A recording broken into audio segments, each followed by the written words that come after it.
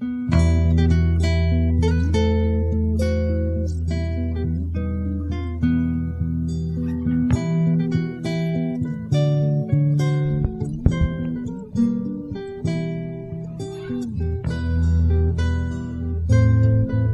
it's been 5 years since Harry Potter and the Deathly Hallows, and we're still ticking. This is MuggleCast episode 255 for July 22nd, 2012.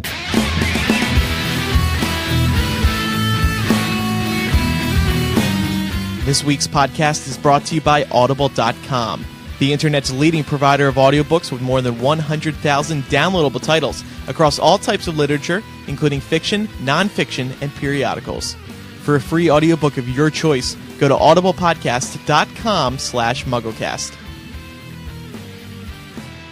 Welcome to MuggleCast episode 255. This is actually take 2 because we forgot, or no, we didn't forget, but there were some audio glitches last time we recorded this, which was about 2 weeks ago.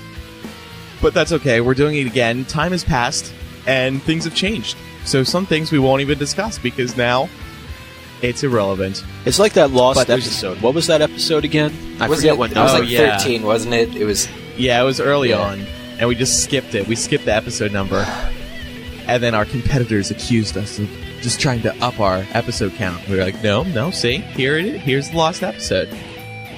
But why was it lost? Because we did recover it. So how was it? Did we just re-record it? Was that it? Maybe. Or just, I think it was going to take an especially long amount of time to edit, I think because of somebody's audio got lost or something like that. I think there were episodes we re-recorded too, like what we're doing now, where we had to keep the episode because we totally lost it. I think, if I'm remembering correctly, like 13, because it was like a big deal that it was 13 and it was cursed, or maybe it was 12. We were going to do a character discussion, and instead we ended up talking about some big news that had just happened. Which worked out for the better. It happens. Yeah. Especially when you reach 255 episodes. Gosh. Yeah, I mean, good God. With all things considered, I think we've had a pretty smooth run through 255 episodes. Mm-hmm. Yeah. And it's, and 7 years, there's a couple bumps in the road here and there. Of course. Fortunately, we're back. Yeah. So that's... And we are celebrating the 5-year anniversary of Harry Potter and the Deathly Hallows book release. Yes, as we record this on July 21st, 2012. I cannot believe it's been 5 years since the last Harry Potter book. Me neither. And episode 100. And, that's true, too. Looking at that and doing the math, I'm like, wow, we're so behind on episodes. But we knew, actually, that was, episode 100 was really when we decided, we're going to taper it down a little bit, I think. And yeah, so we basically did 100 weeks in a row, which was good.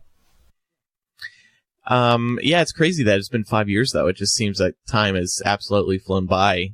And I think the big question back then was, will the Harry Potter fandom continue? And it completely has. It's been as active as ever, thanks to Pottermore, the movies. The theme park. The exhibition. And the Leaves. Yeah, that one's really kept it ticking. And hey, that was like the pregame. No, that was the pregame for the studio tour. So right, and the conventions. Yeah. Mm-hmm. Yeah. Speaking of that, Eric was just at Ascendio. Yes, and in Orlando. How was that? It was great. Micah was able to join us for the MuggleCast. I don't want to call it a meetup, but it was like a presentation that was done there.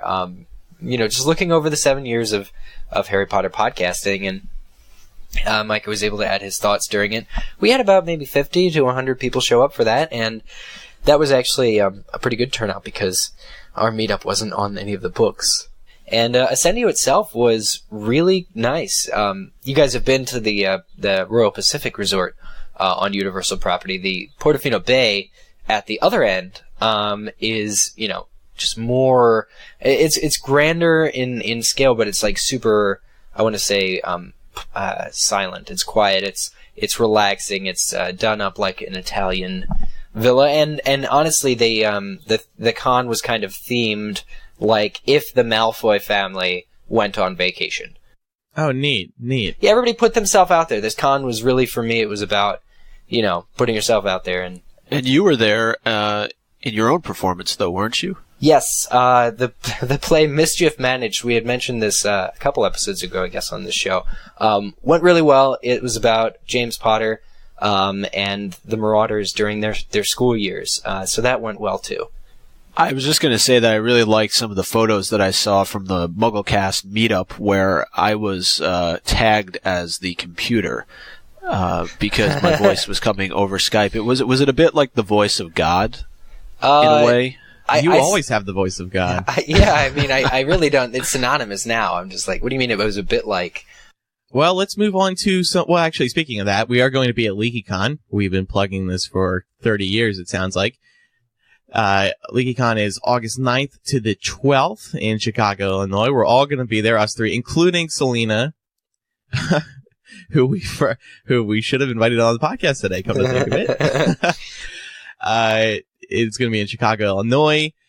I think registration is almost sold out, but they just announced that StarKid is going to be premiering basically a Harry Potter threequel there. They're going to be premiering, it's called A Harry Potter Musical, A Harry Potter Senior Year. Registration is open now. You can go to leakycon.com, click on register now at the top. And if there's a referral box or something, let them know MuggleCast sent you. And speaking of our podcast, we actually know the day and time that we will be doing our show. Ooh. It's going to be Friday, August 10th from 1 to 1:50. Even though it'll probably go to about 2 o'clock or so, on the main stage. And earlier that day, we'll also be doing a meetup. It's going to be in the Southwest Exhibit Hall from 11 a.m. to 12 p.m. So you have the meetup first from 11 to 12, and then from 1 to 1:50, we'll be on the main stage doing our podcast. Primarily, I think, looking back at 7 years of podcasting, right, guys? Yeah, and talking about maybe if there's new Chamber of Secrets stuff opened up, we'll talk about that. We'll talk about other news. We'll take questions from the audience. Excuse me. Still earlier. We'll take questions from the audience, etc., etc. These live shows are always a great opportunity to hear from the audience. I know it's kind of been a long time since we've done voicemails on the show, but just being able to look at these, our listeners and they have questions and maybe still unresolved theories is a great time. And look into their eyes. Last time Ivana Lynch showed up, so that was cool. Oh, right. One other thing, I on the last episode, actually maybe I didn't because this episode got lost. I moderated a Harry Potter panel at Comic-Con and it went very well. I was a bit worried because it was the very last panel of the day. It was, there was other panels going on at the same time, but it was the last time slot of the day. It was 4 p.m. on Sunday. And after, 5 days of madness, I just didn't think many people were going to show up. But it was a packed room, a very large room as well. And we had a fantastic time. So anybody who listened and who's listening right now and attended, thank you for attending. It was great. And it proved the Harry Potter fandom is still far from over because well, clearly they should move you earlier just based on the fact that many people stayed till the end. Exactly. And actually, this panel has been moved into a bigger and bigger room every year. This was definitely the biggest room yet. I just think they're unsure about it because, it's Harry Potter. But so you were on that panel really with Melissa and others? No, Melissa wasn't there. Alex Carpenter, Joey Richter from StarKid, Gredden Forge, the Wizard Rock Band, somebody from the International Quidditch Association. Heidi, right? Somebody from fanfiction.net. No, Heidi was going to, and then she stayed back at Ascendio. I saw Alex last night, actually, so that's pretty funny. Yeah, so, good. It was a good time. Very well done. A very great turnout. Okay, so before we get into the news today, we do want to remind you that today's episode is brought to you by Audible.com, the internet's leading provider of audiobooks with more than 100,000 downloadable titles across all types of literature and featuring audio versions of many New York Times bestsellers. For listeners of MuggleCast, Audible is offering you a free audiobook to give you a chance to try out their service, and you are going to love it during these warm summer months when you're outside, walking around. Maybe you don't want to carry a book when you're walking the dog or you're on the beach or you're in the park. You just want to close your eyes and listen to an audiobook just like you do this podcast. And I have a great recommendation for you today. This is a just-released book. It's The Land of Stories, The Wishing Spell by Chris Colfer, also narrated by Chris. He, of course, is a star on Glee. He's been on the show since the beginning, one of the best actors on the show, one of the most beloved, certainly. He wrote a fantasy book, actually. The Land of Stories tells the tale of twins Alex and Connor. Through the mysterious powers of a cherished book of stories, they leave their world behind and find themselves in a foreign land full of wonder and magic, where they come face to face with the fairy tale characters they grew up reading about. This book is fantastic. We got an advanced reading copy recently. Absolutely loved it. Imagine taking this wonderful fantasy story along with you out and about this summer. Highly recommend it. It is, again, The Land of Stories, The Wishing Spell, and you can get it for free on audible.com. Just visit audiblepodcast.com/MuggleCast for your free audiobook.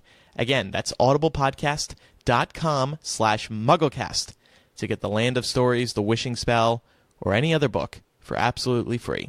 Thanks, Audible. Let's get to the news now. There's some very interesting stories to talk about. And now that actually, I asked some of these questions to the panel and I got answers I was not happy with. Oh. So I'll have to bring those up too. So go ahead, Mike. Bring us through the news. Yeah, so since our last episode, J.K. Rowling released the cover and the page count for the Casual Vacancy, and I'm sure we'll talk a little bit about the cover shortly, but the page count is 512 pages long, so I think it just about matches Half-Blood Prince, right? Right around that area.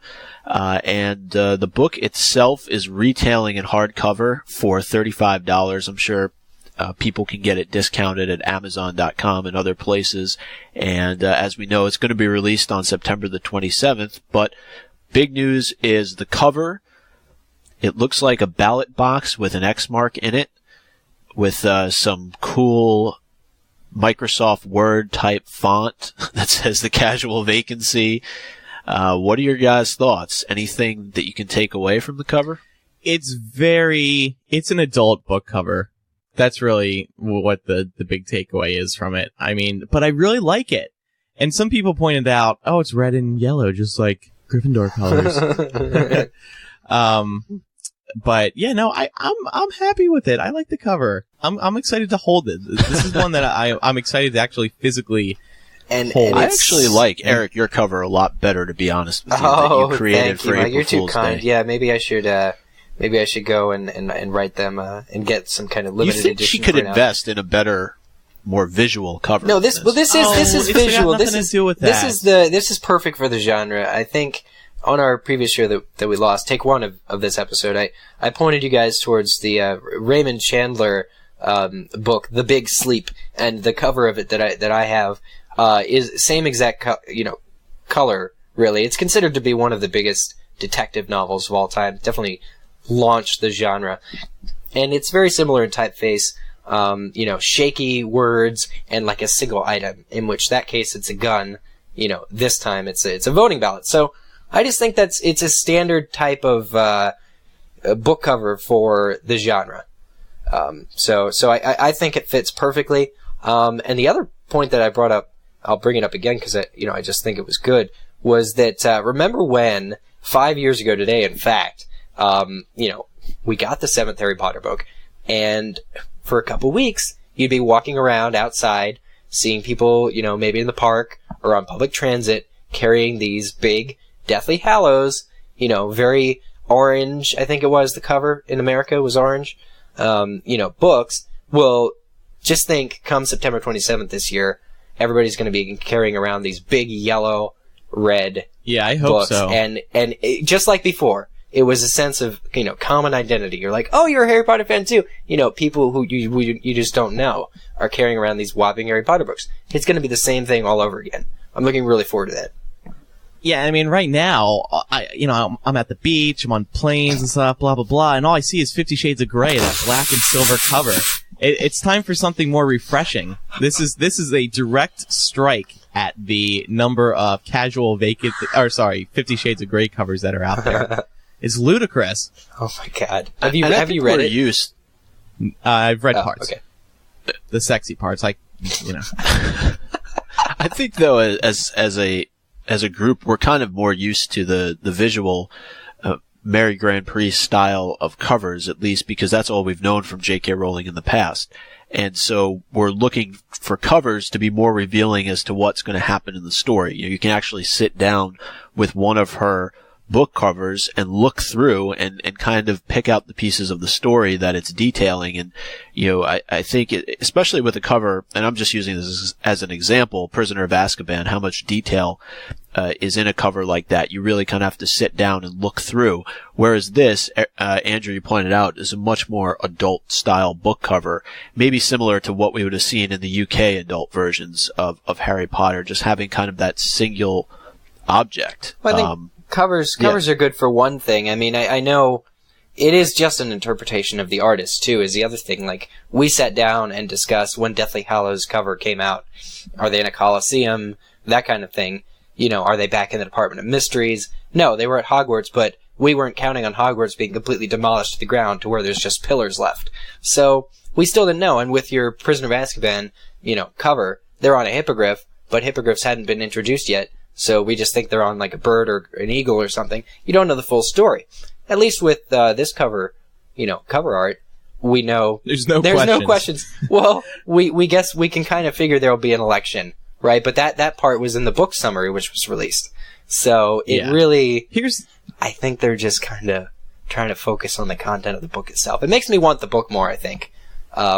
That there I'm just saying we're a very analytical group by nature. And certainly. Yeah, to your point, we've spent episodes upon episodes discussing book covers and what their relevance is. And so when you see a cover like that, there's very little you can really draw from it other than it's a ballot box with a check mark in it or an X mark in it. And the other thing that's important here that I know, Andrew, you wrote a whole article about was that the name of the main character changed. It went from being Barry Fairweather to Barry Fairbrother, and not really much of an explanation as to why. Just all of a sudden the main character changes. Although how relevant to the actual text he's going to be, I guess we'll find out. I don't think he's going to appear that much because it seems like he dies very early on in the story. Yeah, I think what happened here was, first of all, there's no way this was a mistake. What? Because this was everything. vetted. Because Little Brown, it's Little Brown, right? They said his last name is actually Fairbrother, not Fairweather. If this was an error on our parts, but you have to think this summary where the Barry Fairweather name went through so many different people, went through J.K. Rowling's people, went through Little Brown's people, went through agencies, went through editors. I mean, how could everybody have missed Fairweather?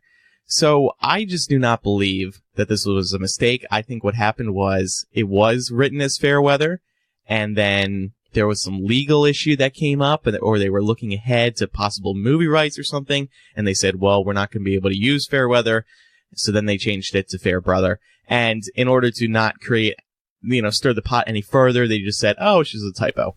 Maybe he was that small a character, though, that everybody didn't really know his real name. It's just hilarious that the one character that we know about so far, his name was a name change. Exactly. We know nothing about this book. And so this was announced, like Micah said, when the cover was released, and I'm looking, and the iTunes description still says Barry Fairweather.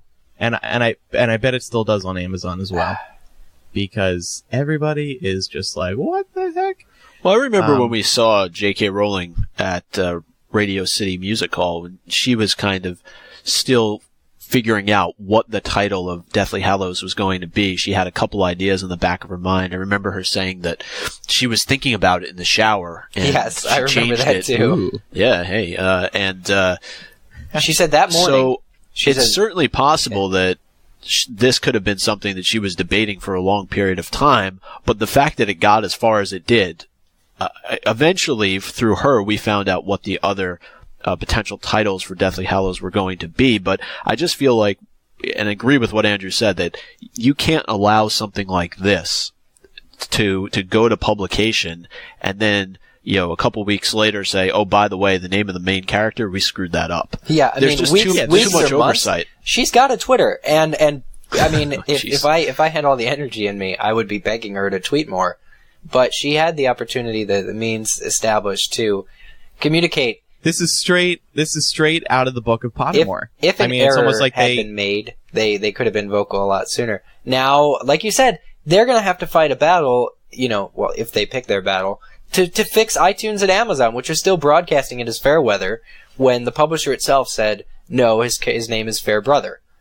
Like, they're still fighting that because they let it sit out there so long with the wrong title. But you could be right. I think it's due to legal trouble. I think somebody named Fairweather threatened to sue. That's what I think. Let's move on. What else is there to... Oh, one other thing, real quick. On Hypable, we did this fun gallery. We photoshopped the Harry Potter covers. We recreated them as if they were made in the style of the Casual Vacancy I saw this. covers. This was cool. Yeah, it turned out really well, and it was so funny because people actually really liked the covers. I'm telling you, you have a like, business here, Andrew. But we only spent like a half hour making them, and it so just goes did to the show people you. at the Casual Vacancy. That's exactly my point. That just goes to show you how simple the Casual Vacancy I think cover we just actually insulted was. an artist. Some artist is sitting there in the world, and when he hears our critique, he's going to be like, "No, that was the best ballot box ever." Yeah.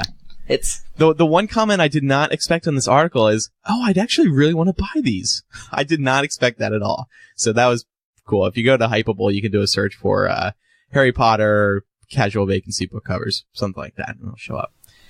Anyway, let's move on now. Pottermore. Well, the other in the news. big piece of news was that Chamber of Secrets has now opened on Pottermore. Slytherin, who won the House Cup for the inaugural year of Pottermore, got early access, only 24 hours of early access to Chamber of Secrets. And I know on the last episode, which is now lost, we were kind of debating when this was all going to open up. And I was right. Yeah, you were. You said about a week or so, right? Yeah. Yeah, we knew it was imminent. It was like the first day of Ascendio, I think. It was like that morning it opened up, and I was like, well, I won't get to that this weekend. But, oh well. So what do you guys... Is that what we're talking about first? Chamber of Secrets? Well, hang on, because... Okay, Micah. so Be the our book... leader. So the book opened, right? But we only have 4 chapters, right? You right. can't... Which was a bit of a letdown. What is that? What are they doing? Like, it's one thing to taper the books off and not give us any release dates. Then when they say Chamber of Secrets is going to open, and it opens, but it's only the first 4 chapters? What are they doing?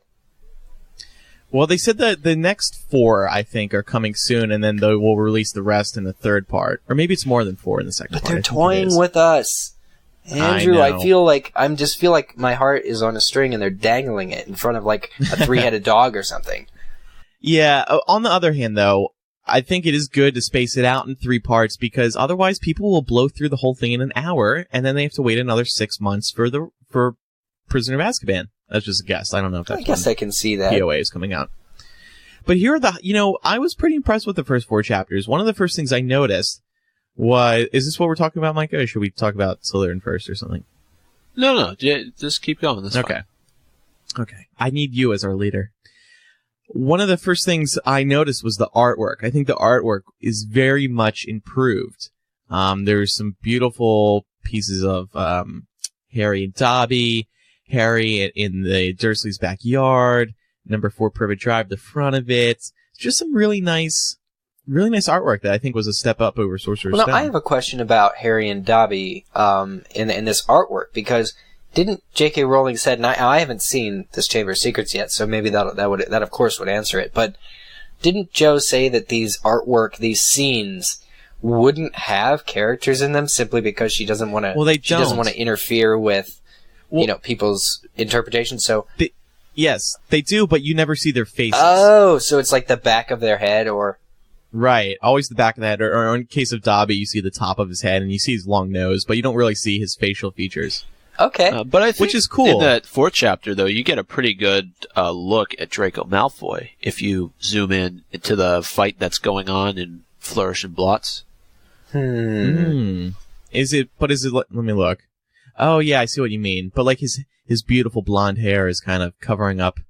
Oh yeah, I see what you mean. Yeah, I mean it could be. I mean it's probably just an old decision that they've since revised. One thing. Go ahead. I mean, there is a book covering his face actually. Oh, okay. Yeah, I mean, I think one thing. Sorry. Go ahead. No, it's fine. Just finish. Yeah, one of those stylistic choices that they made was to kind of still keep it open, because they had to illustrate. A lot of this had to be illustrated, but they still wanted people's own imagination to take over for the characters. So that's why I remember. So when you were saying there was Harry, I was like, oh, how does that work? But that's cool. One thing that I really took away from the first 4 chapters was that it's very clear that this is being made for people who are experiencing the books possibly for the first time. And the reason why I say that is because there's not a whole lot of new information in these first 4 chapters. There's a couple of cool little games that they have where you have to keep the cake from hitting the floor. When Aunt Petunia makes the cake and the Masons are over visiting, so you have to play that little game. And then there's also a game where you can de-gnome the Weasley's garden, which is fun, probably the most fun of anything in those 4 chapters, because you can throw garden gnomes into the wall, but I really got that feeling overall that this is being made for somebody who's going through and experiencing the books for the first time. And we could talk a little bit about the new information that's provided. It wasn't a whole lot. The first was a little bit about technology in the wizarding world, and how wizards use technology. Not to say that they can't, but they don't really have any interest in it because they have sort of an alternate means of doing the things that we need technology for. And then the second bit, which was more canon, was about the Malfoys and their backstory. And you get a real sense that the Malfoys actually had a very good relationship with Muggles early on, and they liked being a part of high-class society and associating themselves with wealthier, regular, everyday people. They didn't have to be wizards, but that perception on their end kind of changed over the years. It was really only to whatever benefited the Malfoy family at the end of the day. So there's some cool new pieces of information, but overall, I didn't think it was that satisfactory for the average fan. Yeah. It was structured very much like when I started taking notes, it was very clear, like the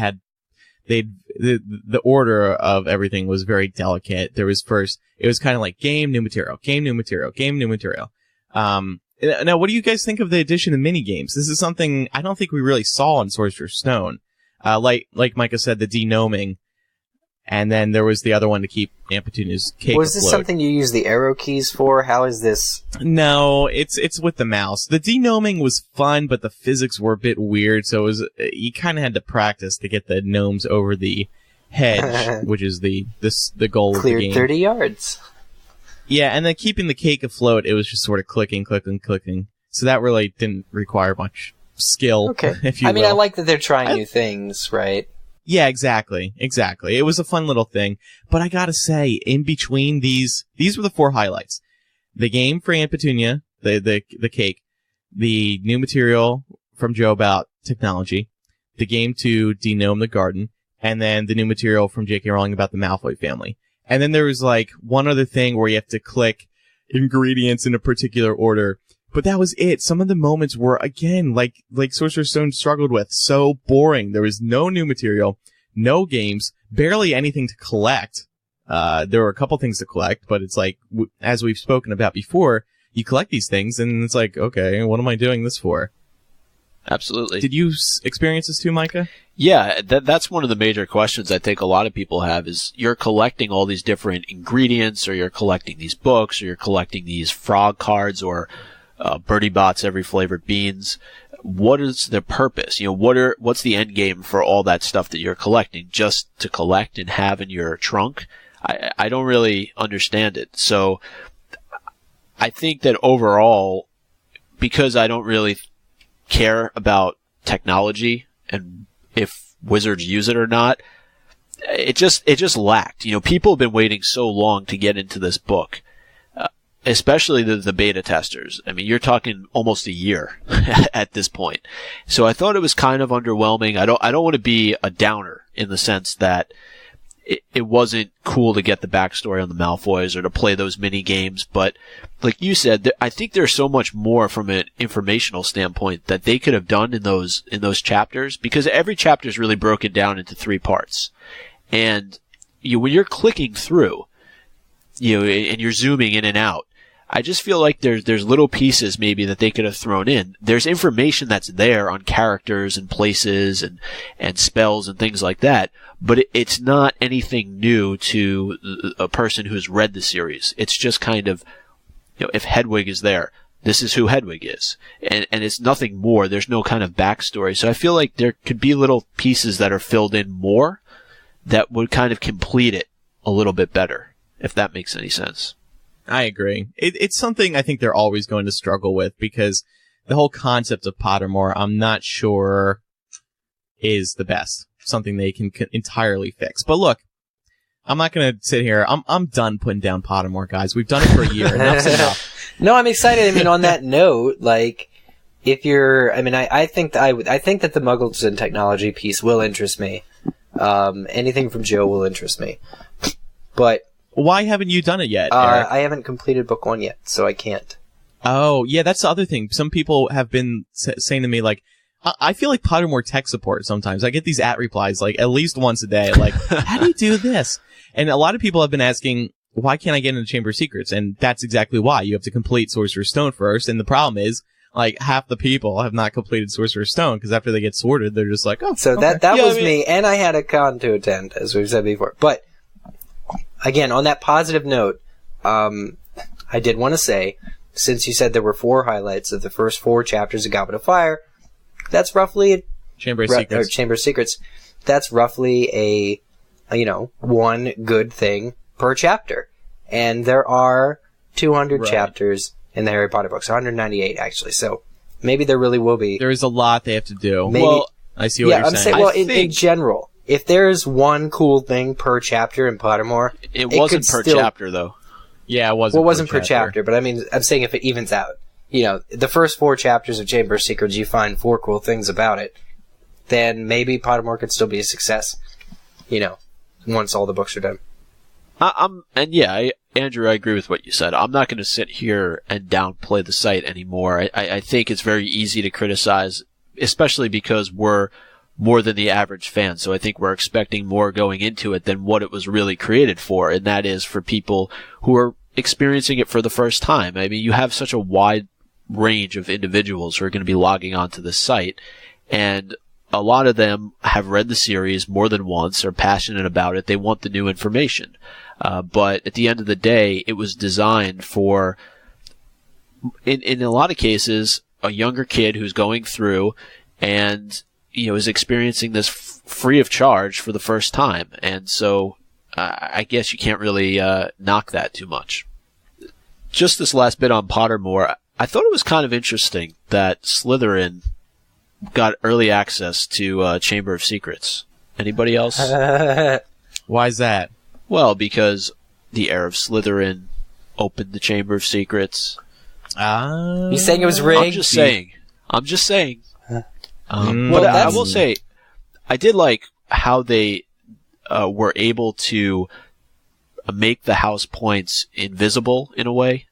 Before about a week or so before the House Cup was announced, so that people couldn't see who was in the lead, and obviously all the houses were really getting after it, and Slytherin came out the winner, and they did a cool job announcing, I thought, with all the different banners, and I did say on Twitter back on June 25th, before anything was official, that I thought that the house that won the House Cup was going to get early access. I wonder if they'll continue to do that moving forward. You're right. Yeah, I mean, it's cool. Some people were disappointed because it was only 24 hours advance notice. And they didn't give it dates too, so they were like, "Yes, you'll get 24 hours before everybody else, but we're not going to tell you when 24 to only 4 chapters, by the way." Yeah, but okay. Yeah, what was I going to say? The other funny thing about Slytherin winning the House Cup is that Slytherin had a long history of winning the House Cup out every year until Harry came to Hogwarts. So that was pretty cool. Another interesting piece of news, there was an announcement that the Ultimate Editions for Deathly Hallows Parts 1 and 2 are going to be released. We don't have an official date, but Amazon Germany listed October generally as a time where it's going to be released there, so it's possible it's released in the US before. But a little bit of a suspect timing, because you would expect that they would have been released before the Wizards collection, and now the fact that they're being made might deter some people from going out there and purchasing this Wizards collection, because it's really a lot of the Ultimate Editions rolled into this collector set. Yeah, and one of the things they announced actually recently, we haven't discussed either, is there's a new one-on-one interview with J.K. Rowling and the series screenwriter Steve Kloves. And this is just like the one-on-one between Harry Potter and Dan Radcliffe. I don't know when they shot this, but I am so excited Rowling. Because... You said Harry Potter and Dan Radcliffe, which would be an interesting conversation. That would be a very interesting I imagine it like being like Smeagol in Lord of the Rings, only it's... I think this was around the same time as the Dan Radcliffe J.K. Rowling one. It looks the same. Yeah, exactly. But it looks so good, and there's a little sample clip online they released already, and where J.K. Rowling and Steve Kloves are talking about the trio and writing the trio, and they dive a little bit into Ron and how he grew. I just think this is fantastic, because you have the book writer and the movie writer, one-on-one, no other interviewer. Amazing. I'm so excited. The stories about those two first meeting, I think that David Heyman told even too. Joe was so nervous meeting Steve Kloves, because here's this guy who's going to literally tear apart her writing and write his own stuff. But they connected instantly. So that'll be evident, I think, in this interview. And he's American, so that might have scared her even more. Does it justify the $350 to $575 cost? I don't know, but it'll be interesting. So that is it for news. Just a quick reminder, again, we're going to be at LeakyCon in Chicago, August 9th and 12th. We're going to be doing a live podcast, which will be released. That'll be episode 256. And we will also be doing a meetup there. They're calling it a signing, but it's a meetup. And those are the two things. I think MuggleNet is also going to have a booth in the vendor room, right? Yeah. And there's going to be a lot of MuggleNet staff there. Yeah. If not everybody, then most everybody. Mike has been working on the travel stuff, and it's pretty intense. Cool. I'm looking forward to seeing everybody. They can all throw apples at me. Apples? No. Like MacBooks? Bananas? I don't know. What do you throw at somebody you despise? Oh, they don't Nobody despise you. I'm pretty sure we all have Hypable set to our homepage. Hey, listen. I just hope there better be, if there's a MuggleNet party, I better damn well be invited. Yeah. You're hosting it, didn't you know? Yeah, didn't... Oh, I'm hosting the MuggleNet party? Oh. So, anyway, that's the main thing we wanted to just plug. That's really the last thing coming up for us for the summer. Yeah. But the rest of the show, we're going to talk more about Pottermore. And this is something we talked about on the first take of this episode, but then it changed since we got the first few chapters. We want to talk about what we want to learn more about in Chamber of Secrets. And we have a small list here to go through. So you say Pottermore currently ends at Flourish and Blots? Chapter 4. Is that the Flourish and Blots chapter? Believe so. Yeah, I mean, I think it's called... Or it might not be... Flourish and Blots. Oh, okay. Yeah. I think that's right. Yeah, it is called... It's called At Flourish and Blots. Yes, memory. Woo! So there's a couple things what we hope to see in Chamber of Secrets going forward. New material specifically. The first person, Gilderoy Lockhart. Yeah, the Harry Potter series metrosexual, I think we've called him in the past. Have we really? That's I think we have, yeah, on an older episode when we did a character analysis of him. That's I fantastic. think at one point he is described as having very effeminate hands or something, but that's the only thing I can remember that has anything to do with why we would have mentioned that before. What would you like to hear about him in Pottermore? More of his stories of his actual travels? Maybe a sample from a couple of his books? Yeah, both. Both of the above. I want to know how he was able to... I mean, because really it's a conscious decision to steal somebody else's work. And the only thing about him that's real is that little bit that we get in the Harry Potter books in Chamber of Secrets when he's about to wipe Harry's memory clean. At the very, very, very end, where he's like, I wouldn't have gotten anywhere if people didn't think I'd actually done that stuff, time to die, that kind of thing. Like, that was so short, but the little bit of Lockhart that we got there was very scary, very evil. And I'd like to know more about that guy that we only, most of the time it's this public facade. Oh, you've got to help me sign my fan mail, Harry. We need to. I think he really believes that, though. In a way, like he's very pompous in that sense. Yeah, he's just such an interesting character, and really when he was revisited, many people. It's easy to forget this in St. Mungo's in Book 5. He does make an appearance, but it just seems like that wasn't enough resolution. I still want to know more about that character. He's just one of the several very well written characters who only serves a purpose in one of the books, but stays with you forever. So I want to know more about him. Yeah, I think backstory, definitely. That's what everybody wants at the end of the day. How did he come to be that type of an individual? What house was he in? What did he learn that allowed him to overpower such accomplished wizards and be able to perform these memory charms? Certainly, some of them would have provided some level of resistance to what he was trying to do.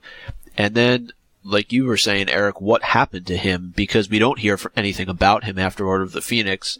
Did he just spend his life wandering around St. Mungo's, or did he recover part of his memory, all of his memory? What's the deal? Another thing people are looking forward to, or hoping for, is Dobby. And even though we're introduced to Dobby in the first 4 chapters of Chamber of Secrets, we do see him, like I mentioned earlier, there's the artwork of Dobby, but we don't get any actual new material. I think there's a small character page that has basic information, but it's all things we've already learned. So when could we learn about Dobby? It may not be till Deathly Hallows, ultimately, because I don't know if you're allowed from a like an editorial standpoint to put in things that haven't occurred yet in the series. I think we touched on this on the episode that we recorded previously. Are you allowed to include that kind of information? Because you don't want to give away the fact that a character is killed, 6 books later or 5 books later. Well, there's things they can say that don't involve, prior to his death, Dobby was this great elf, But it'll just stink if that's true, Micah. It'll just stink seeing Dobby in book 4 with Spew, and all these other books. He's in it like every book. I don't want to say he's annoying, but to keep seeing him pop up and to not have any more backstory on him would be troublesome. However, we don't even actually know that he belongs to the Malfoy family until the end of this book. So what I would like to know more about regarding Dobby is what life was like for him at the Malfoy Manor. Before he very obviously left. And I don't think we'll get that until the end of the book, but I do fully expect it at the end of this book. Because once it's revealed that, Dobby's, the Malfoy's house elf, I think she could tell us a lot of stuff. Again, without spoiling the fact, of his fate, of what happens in later books. Because it's all backstory. So it wouldn't get in the way, necessarily. Yeah. No, that's a good point. Tom Riddle's diary. Now, this is something else that we're introduced to in the first 4 chapters of the actual book, but there's really no mention of it. I think in this case, though, it is a little too early to be learning about Tom Riddle's diary. Because it's definitely a Horcrux. Well, because it's a Horcrux, and because it plays a larger role later in the book, and maybe for spoiler purposes, you don't want to learn about this until Harry learns about it. Yeah. So maybe towards the end when he does realize, or maybe when it's destroyed, maybe that's when J.K. Rowling will divulge a little bit more information about it. I don't want to sound sexist here, but I've always wondered why Tom Riddle, the darkest, evil, most wizard ever, kept a diary. Even the manliest of men have their own little, Well, it is, it could be a journal, right? But that might just be something that kids that, British young men, strapping young lads, was kept a journal. But it's always been interesting to me, because I just didn't see him as much of an introvert. Well, maybe I did. Never mind. How about Aragog? People hate Aragog. Yeah, I don't want to learn more about him. People really don't like Aragog. I mean, maybe some history about the Forbidden Forest, or like living in the Forbidden Forest. Like maybe that would be interesting. But I've always just been turned off by Aragog. I'm scared just as much as Ron is of him. I mean, somebody said to me the other day too, like, my favorite part in movie 6 is when the spider's dead. Like, I'm like, that's your favorite part? Like when the spider's dead, because then I can relax and sleep better at night. And I'm like, well, okay. You know, they were like, yeah, the third, fourth, fifth movies, I was all really uncomfortable because I thought the spider was going to come out. And then when it died, I was like, okay, thank God. So, I don't know, people really don't like Aragog. Yeah, I mean, there's not much to tell. I guess that's... Yeah, I think we got a lot of his story, right? Yeah, in the books. In the books. His story, as much as we need to know. Maybe I'd like to know why he just wants to eat Harry and Ron. You know, goodbye, friends of Hagrid. You know, we will not deny flesh when it comes so willingly into our forest. What kind of made him an asshole like that? But he's just an animal. He's just an animal. You just gotta... He's a predator, you know? You kinda gotta go with that. I don't think there's a whole lot more we can learn about him. But I don't know. But don't they eat bugs? They eat other bugs. Why do they want to eat humans? Well, the big bugs. Because they're so tasty. You know how many bugs they'd have to eat, like, to make up for what a human That's true. would give They them? could capture a centaur or two. Yeah.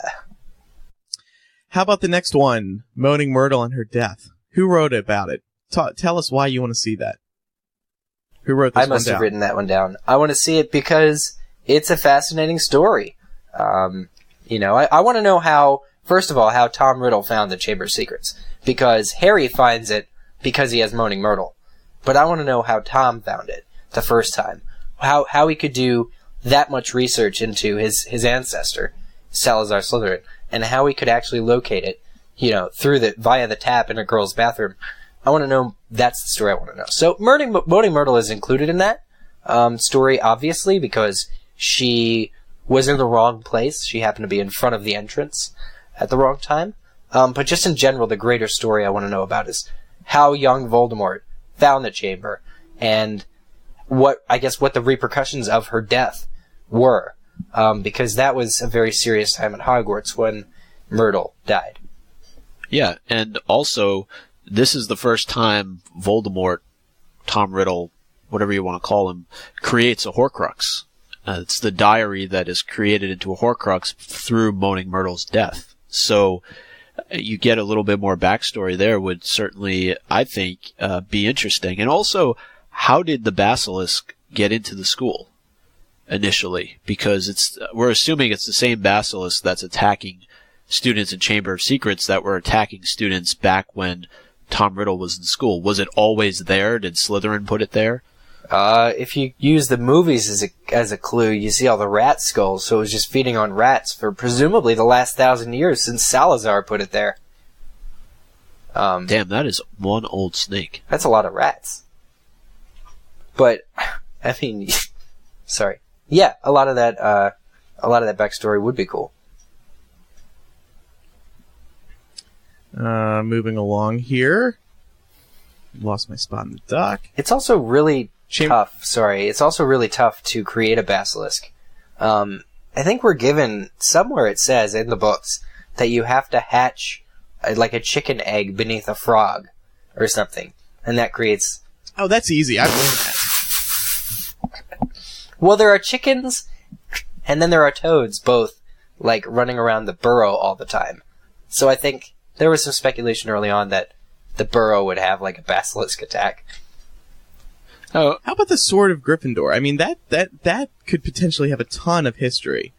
How it was acquired, how Dumbledore acquired it, making the duplicate in Deathly Hallows, which means we probably won't. Yeah, it's probably more of a Deathly Hallows for a while. Thing. I was surprised that it had so much backstory. That because Harry and is it Griphook get into like who really owns it, you know, wizards or goblins and stuff. But that's all book 7, so I don't know. Maybe more about the Sorting Hat, because the Sorting Hat makes a pretty big reappearance in a couple scenes in book 2. All right, and we're rounding out the end of the list here. How about Fawkes? Fawkes, I could see actually appearing in Chamber of Secrets, like the history, maybe. Yeah. How did Dumbledore first come by him, or how did Fawkes find Dumbledore? Yeah. Fox is one of my favorite creatures. Yeah. He's very majestic, and named after a criminal who tried to blow up Parliament. So, that's pretty cool. Oh, I didn't know that. Well, yeah, Guy Fawkes. Have you seen V for Vendetta? Oh, right, got it. Yes, I have. So Guy Fawkes Day is a celebration that involves lots of fireworks, and when they burn Guy Fawkes in effigy. But I assume that's where the name comes from. And how about just the overall creation of the Chamber of Secrets itself? How did Salazar Slytherin build this massive chamber with nobody else noticing? Or did the other founders notice what was going on, but just kind of paid it no attention, just kind of the basement of Hogwarts? This is the thing, like, all of the founders seem almost superhuman in their ability to come together and construct a school. And I guess the movies created this, like, a fifth character, the architect. But really, like, if you're thinking about these wizards who are moving time and space to build this castle, I would love to hear more of a story about how they do that. Like you were saying, how does Salazar dig this, tunnel for just his descendant to open, and how does he keep it secret from everybody else to the point where nobody believes it exists? How does... Maybe a new minigame. Well, you get to dig the tunnel, and then you get to learn. But only that Slytherins. way. Only Slytherins get to do that. Right. But that's the thing, though. Did the founders build Hogwarts, or are there wizards and witches, architects out there, or are there creatures that are particularly adept at building? I think they got the something like house elves. Hogwarts? I think they got the house elves to do it. Just like right. in And so Egypt. did Slytherin, can fund or pay off a group of witches and wizards to create the Chamber of Secrets, kind of separate from what else was going on at Hogwarts when it was being killed built? them all. Yeah, well, I want to know who laid the first brick, right? I mean, that's the real exciting thing. Like, this castle's been there for 1,000 years. We know next to nothing about the people who founded it. So I don't know when the time is right. But maybe she'll do this. Maybe she'll do, like, the founders will each have a series in Pottermore. Obviously, Ravenclaw doesn't really appear till the very, very end. Deathly Hallows and the like. But Salazar And Hufflepuff Slytherin doesn't appear at all. and Hufflepuff not at all. She'll have to work that in somehow. As a Pottermore puff, I demand it. But I think Chamber of Secrets could very easily be a Salazar Slytherin backstory type of experience. And the time would be right for it. I don't think there's a better time to really delve into Salazar Slytherin than dealing with why he looks so much like a monkey, at the end of this book. And then finally the Whomping Willow. That seems like, we're coming up on that. That's if Chamber of Secrets releases the next batch of chapters in the next few weeks, like they say, we have to learn something about that. How can we not? Well, I think it's more of a book 3 thing.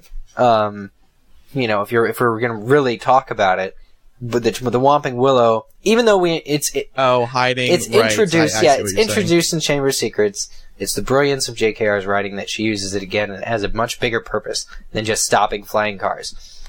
I think just the way these moments go. Oh, da-da-da-da, a diary, da-da-da-da, ran into a tree. It's not going to be important until the third book. I don't think so. I could be totally wrong.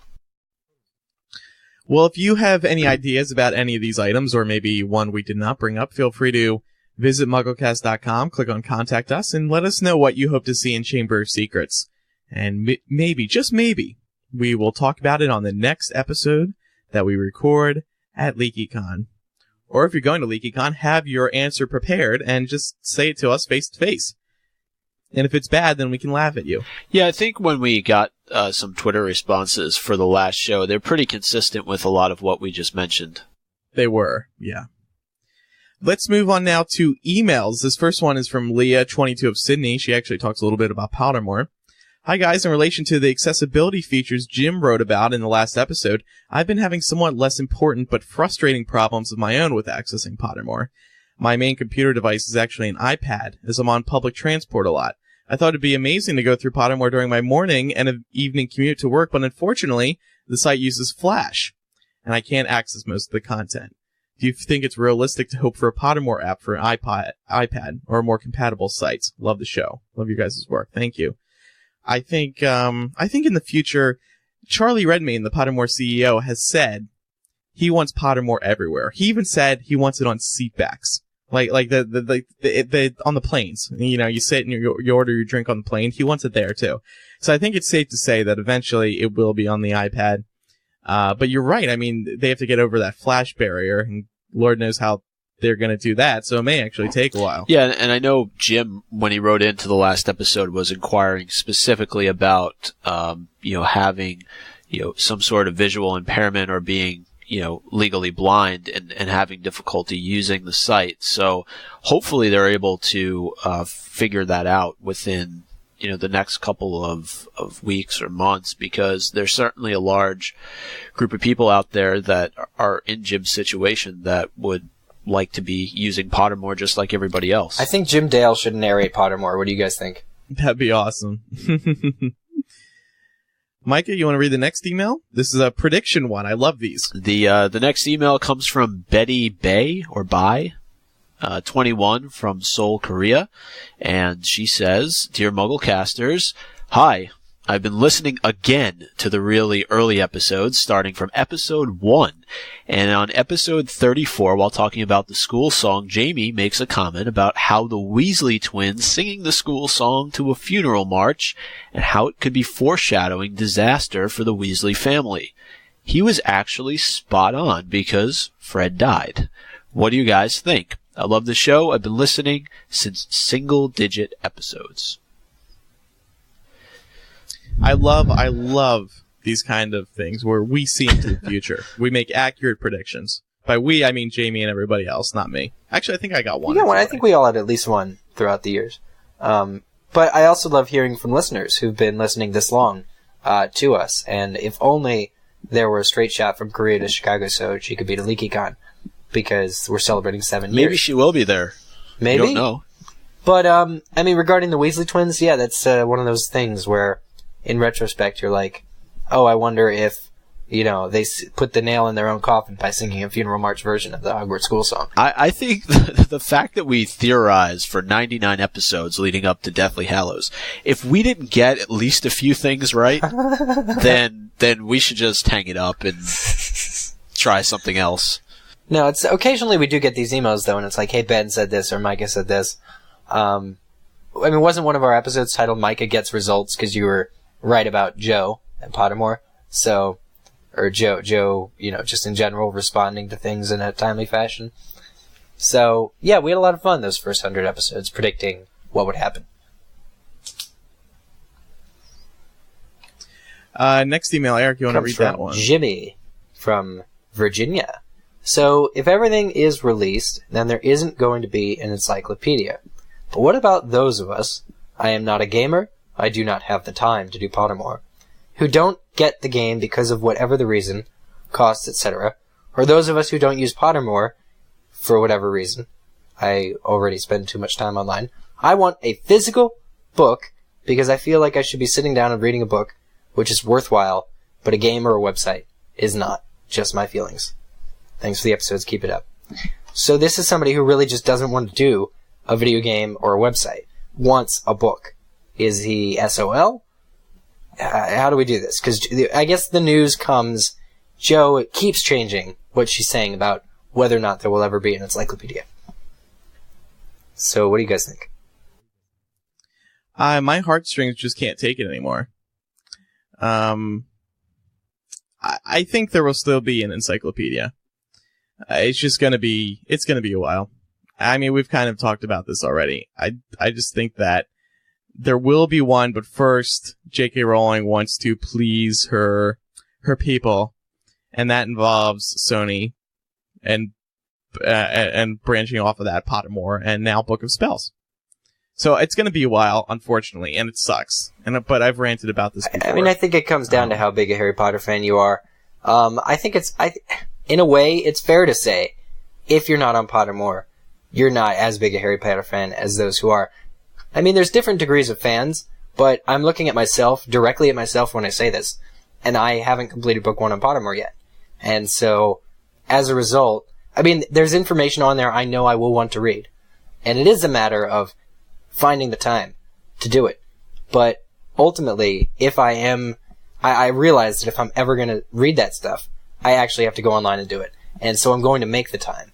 to do it. And when the game comes out, if I have to maybe rent the equipment, the Book of Spells, the Wonder Book, if I have to rent it, maybe as opposed to buying it, I'll do that.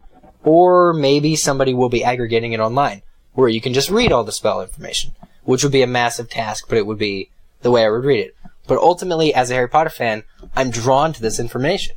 And ultimately, I'm not saying I'm going to buy the game, but I'm going to find a way to make it work because I really do want to experience Potter in all these new ways. I think it's actually exciting that they're doing these new, different ways other than books, not to say I wouldn't want a book. But, it's kind of like you kind of have to accept that this is where J.K. Rowling's going with her new stuff. If you are at all interested in reading that stuff, you're going to have to suck it up in a little way. What do you guys think? I agree with you, though, to a certain extent, because I think what is being said here by Jimmy is what a lot of people feel, and that is, the content is being put in very select areas. So if you don't own a PS3, how are you going to enjoy Book of Spells and get the new information on the spells that are going to be included in this game, right? And if you're not somebody who's very much interested in going online and doing Pottermore, how are you going to get the information that's contained within Pottermore? So I understand the need and the desire to have an actual book where you can go and get all this information. It's kind of a one-stop shop. And I think the reality, though, is that people got into reading because of Harry Potter and because of the story that was created by J.K. Rowling. And now it seems like everything's moving to digital. All the information is being put in digital space because how many interviews has J.K. Rowling done where she said, one of the biggest things is that she hopes that because of writing these books that not only will people read, children read, but also move on to other books and other series as a result of that.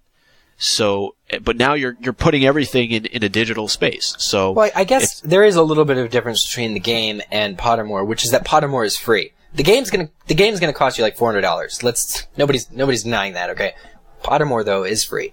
Even though it's in a digital space, it is still things that you can read, presented in a pretty easy to find format. And people can access it at their libraries, etc. You can get onto a computer in most and cases. It's in other places. I know not everybody can. Yeah, right. The sites like MuggleNet and Hypable and Leaky and so on and so forth, they're all going to promote and push this content in different ways. So, yeah, it's out there. I'm sure there's a wiki out there that lists everything that's been released on Pottermore since it opened. So, yeah, there is that, but it's not the same. And I know, Andrew, you've talked about this at times. It's not the same as holding a physical book in your hands.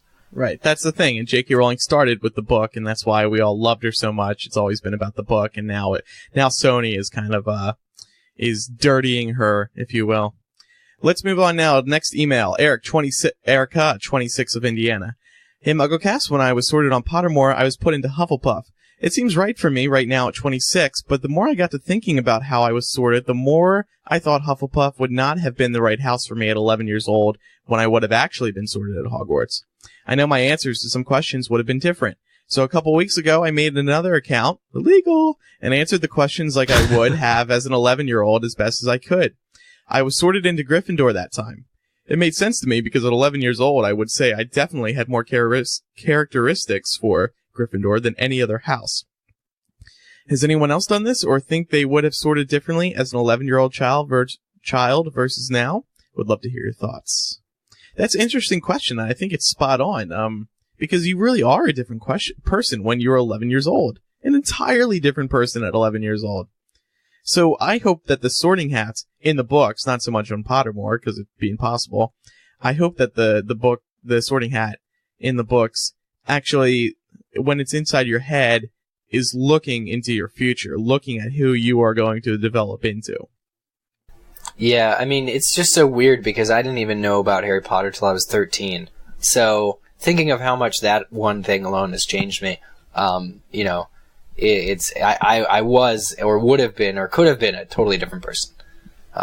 So I do think it changes. I do think what house you would be in changes a lot with the age and experience that how you react. Maybe the hat does know who you'll be, but maybe not.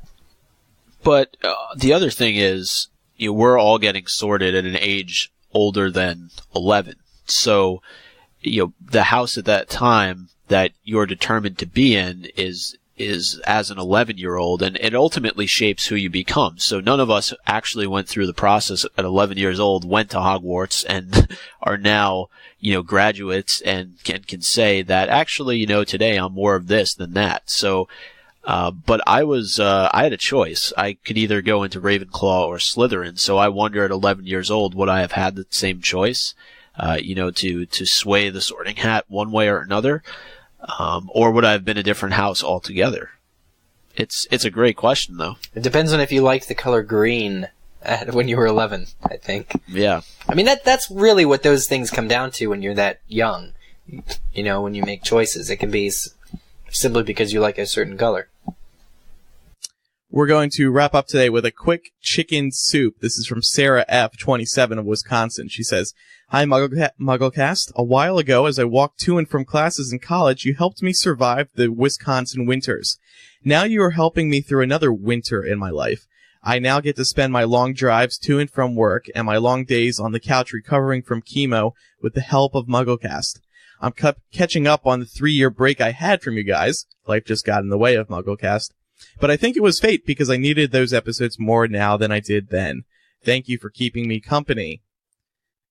Sarah. Well, thank you, Sarah, and hope your chemo continues to go well. And hey, lots of episodes. I noticed, somebody said to me last night, I checked out of MuggleCast after Book 7 came out. I was like, oh, well, aren't you something?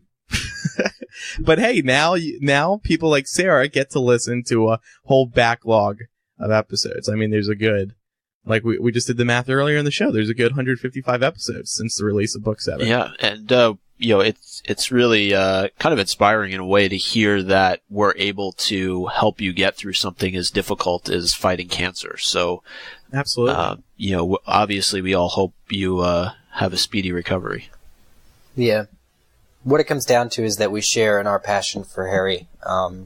Harry's something so widespread that we all connect with, and we connect with each other because of it. So we're just really happy to hear that we can help.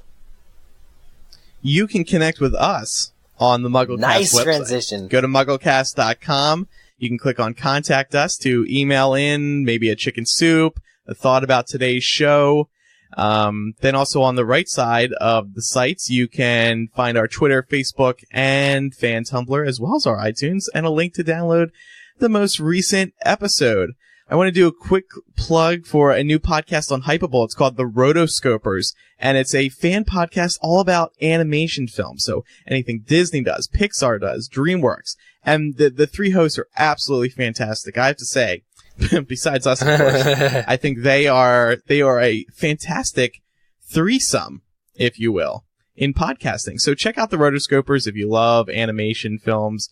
They talk about all of them, including, well, I'm sure this will be on an upcoming episode. There's news that there's going to be a Finding Nemo 2. Ooh. Which I personally am very excited I thought you found him once. How can you find him again? Well, this is a good point. Maybe it's a prequel. I know, that still wouldn't make sense. I don't know. Maybe he'll get a GPS this time. Or a tracking unit. And MuggleNet has two new, well, not really new anymore, Harry Potter podcasts that they've created. One is called Aloha Mora, which is hosted by MuggleNet staff members Rosie, Kat, Noah, and Caleb, and it's really an in-depth reread. Similar to, I guess, in a way, our chapter by chapter, where they go through the books of the series. It's a global reread, as they've called it, and it's really interactive. They try to have a guest host on that's a regular listener of the show to discuss the series with them. And if you're one of those people that's really analytical and likes to theorize, even long after the books have been out, definitely take a listen to Aloha Mora. And then there's a MuggleNet Academia, where MuggleNet staff member Keith Hawk sits down with the Hogwarts professor John Granger, and goes through a number of different topics in the Harry Potter world. Anything from linguistics and translations to the role of the legal system in the Harry Potter films. So it's much more of an academic twist on things, but another good listen for sure. So check both of those out, and you can get links to them on MuggleNet.com. Micah, really quick. Yeah? Go ahead. You had transcript news too? Yeah, I was just going to plug this real quick because the team that we have here at MuggleCast, the transcription team, has done a really amazing job putting together transcripts for all of our episodes, not just the 255, but the off ones that we've done at different conventions and specials that we've done throughout, interviews that we've had with guests like David Heyman and David Yates, Oliver Phelps, Warwick Davis, the list goes on. So I just want to take a quick moment to thank them. So let me just thank them really quickly. Tracy, who leads up the entire team, has done an amazing job, as well as Ariel, Elise, Eric, Lakshmi, Laura, Miriam, Olivia, Shauna, Aldrin, Alexandra, Carolyn, Conrad, Desta, Delara, Ellie, Emily, Heather, Jean, Kristen, Christina, Leah, Liam, Maritza, Matt, Maxine, Nikki, PJ, Rachel, Shannon, Shelby, Siobhan, is that how you pronounce that? Do you know? That sounds about right. Stephanie. Well, you just redefined Tara, Tim, Victoria, and that's it. I think that's pretty fitting that there's 255 episodes of MuggleCast and 255 transcribers. And anyone I left off, I do apologize. But I was just reading off on the staff page. Transcriber bio page. Yeah. Actually, I just have a new idea for a new podcast. Micah just reads names from the list. That was so fascinating to see him do that. It was so eloquent and yet crazy. So, I don't know what I'm saying. But I do. Hey, okay, go ahead. But yeah, I do encourage everybody to, check out this page. We've featured these interviews that we've done with, some of the cast and crew, as well as, others from the Harry Potter films. And, if you're not entirely sure who they are by name, there's our photos up of them now. Sorry. There are photos up of them now. So you can just click on their photo. It takes you to the interview that they did with us over the years. Yeah, it's a nice little feature. I have one more plug. I'm sorry. This is way, this just happens sometimes. I think I've talked about before. I started a podcast about a year ago called Hype. Not to be confused with Hypeable, but Hype. It's like a general BS. Don't call it BS. You're plugging it. No. But like we just talk about whatever. It's like it's a very really loose, uncensored, unedited show. So anyway, recently we started, and I know this is going to sound a bit foreign to some people, but we actually turned it into a subscription podcast whereby, for $3.99 a month, you're getting 4 to 5 episodes a month, which is something we don't do for any of the other podcasts. And these episodes usually last lately they've been an hour 15, hour and a half. So if you are interested in hearing more from me and various other people involved, I would like to get Micah and Eric, you two, involved in the show in the future. I've been on your show. Visit hypepodcast.com. It's basically a general entertainment podcast, but we talk about world stories as well. We talk about, various entertainment stories. The good thing about it being weekly is that we're really on top of news as soon as it happens. We talk about a lot of stuff that I confess way too much on the show, and that isn't a tease. It's just the honest truth.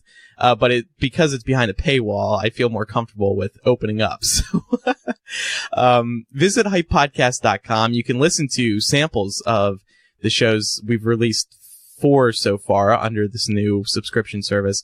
And I think you'll really like it. It's a month-to-month thing, so you can sign up for a month, and if you don't like it, then you can cancel.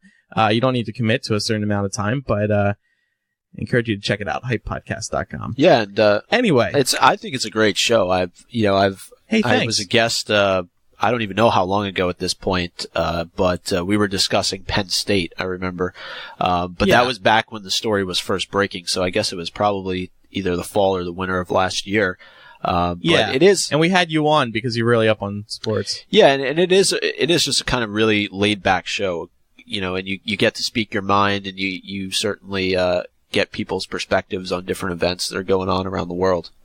Yeah. One type of feedback we always get about is like, oh, it's so nice to hear you guys talk as if outside of Harry Potter. And people get like really excited when we curse, which is like the strangest thing. And I don't mean like overly cursing, but I guess it's refreshing for people to hear the real us. Not that this isn't the real us on MuggleCast, but just to talk about stuff outside of Harry Potter. That's what gets people like this. So anyway, Eric's coughing. I think he needs that signals the end of the show. Oh no, yes. Please, I hope that none of these coughs make it into the episode. That's terrible. Thanks everybody for listening. Our next episode will be 256 from LeakyCon 2012. It'll be a fun live episode, which we haven't had in about a year since the last LeakyCon. So we will see everybody next time. Bye. Bye.